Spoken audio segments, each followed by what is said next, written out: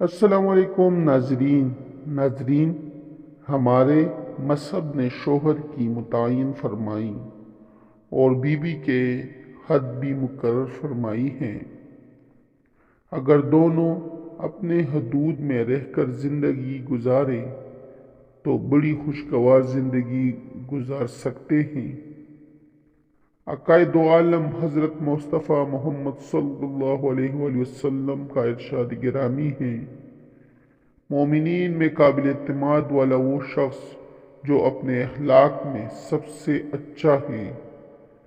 تم میں سب سے زیادہ وہ لوگ ہیں جو اپنی بیویوں کے لیے سب سے زیادہ اچھے ہو۔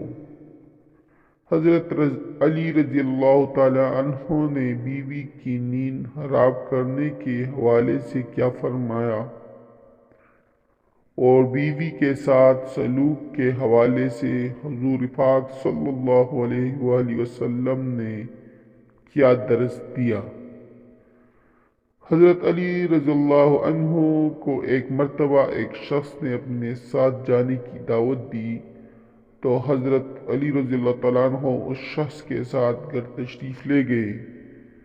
آپ رضی اللہ عنہ اس شخص کے گھر پہنچے تو دیکھا اس شخص کی بیوی سو رہی ہے۔ اس شخص نے حضرت علی سے کہا، آپ رکیے، میں بیوی کو جگاتا ہوں۔ تو آپ رضی اللہ عنہ نے اس شخص کو منع فرمایا کہ اپنی بیوی کو مت جگانا، کیونکہ مومن کا سونا بھی عبادت اور عبادت میں خلل پیدا نہیں کرنی چاہیے۔ تمہیں کیا معلوم نہیں کہ تمہاری بیوی ابھی تک کر آرام کرنے لیٹی ہو اور تم اپنی آسائش کے لیے اسے جگا دو؟ یہ مناسب نہیں۔ میں نے حضور پاک صلی اللہ علیہ وآلہ وسلم سے سنا ہے، مومن وہ ہے جو دوسروں کے لیے وہی چیز پسند کرے جو اپنے لیے پسند کرتا ہو۔ کیا تم یہ پسند کرتے ہو کہ تمہیں کوئی نیند سے جگا دے؟ اس ازدواجی تعلق سب سے مضبوط بنیاد جذبہ محبت ہے۔ یہ جذبہ موجود ہو تو میاں بیوی خوشگوار زندگی بسر کر رہے ہوتے ہیں اور تربیت اولاد پر اچھے اثرات بھی مرتب کرتے ہیں۔ حضرت ابو ہریرہ رضی اللہ تعالیٰ عنہ سے روایت ہے کہ رسول اللہ صلی اللہ علیہ وآلہ وسلم نے فرمایا، کامل ایمان والا شخص وہ ہے جو اخلاق میں اچھا ہو، اور تم میں بہترین وہ لوگ جو اپنی عورتوں کے حق میں بہتر ہو۔ حضرت عائشہ رضی اللہ عنہ سے روایت ہے کہ رسول پاک صلی اللہ علیہ وسلم نے فرمایا کہ جان لو کہ تم میں سب سے بہتر وہ جو اپنے گھر والوں کے لیے بہتر ہے۔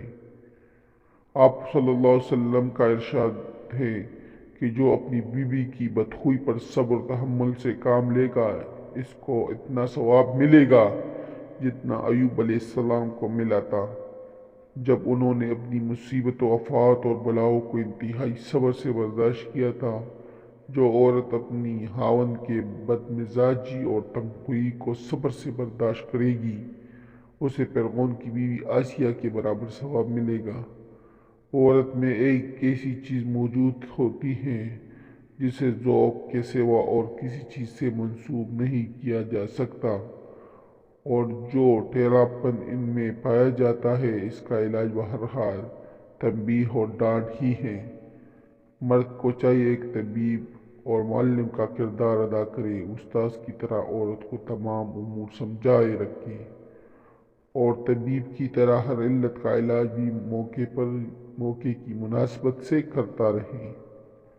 مجموعی طور پر صبر و تحمل ہی کو غالب رہنے دیں۔ حدیث شریف میں ہے کہ عورت کی مثال پہلو کی ہڈی کی سی ہے، اگر اسے سیدھا کرنے کی کوشش کرے تو وہ ٹوٹ جاتی ہے۔ پیار محبت کے اظہار میں چھوٹے چھوٹے فعل بھی اللہ کے ہیں، اللہ کے ہاں اسے اجر کثیر کا باعث بنتے ہیں۔